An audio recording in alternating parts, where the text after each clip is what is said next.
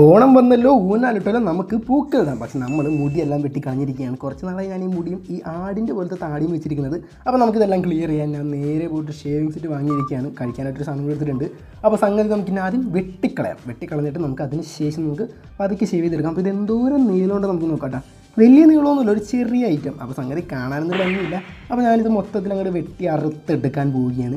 അങ്ങനെ വെട്ടി അറുത്തെടുത്തിരിക്കുകയാണ്. അപ്പോൾ ഇതാണ് നമ്മുടെ ഐറ്റം. ഇത്രയൊക്കെയുള്ള അധികമൊന്നുമില്ല.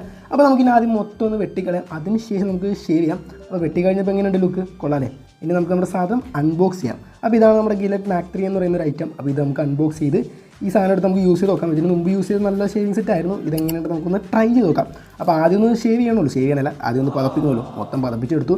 അപ്പോൾ നമ്മൾ ഷേവ് ചെയ്യാൻ കുറേ ടൈം എടുത്തിട്ട് കുറേ സമയം എടുത്ത് ഷേവ് ചെയ്തെടുക്കാൻ, ഒന്ന് മെയിനാക്കി എടുക്കാൻ. അപ്പോൾ ചെയ്തപ്പോൾ എങ്ങനെയുണ്ട്? കണ്ടിട്ട് എങ്ങനെയുണ്ട്? നിങ്ങൾക്ക് നല്ല ഭംഗിയായിട്ടൊക്കെ തോന്നുന്നുണ്ടോ? സംഗതി കാണാൻ എങ്ങനെയുണ്ട്? നല്ല ലുക്കായിട്ടുണ്ടെന്നൊക്കെ തോന്നുന്നു. ഇനി ഒന്ന് മീശ പിടിച്ച് നോക്കാം. അയ്യാ, സാധനം കയ്യിലോട്ട് വന്നിരിക്കുകയാണ്. എന്ത്? അപ്പോൾ ഇതെങ്ങനെ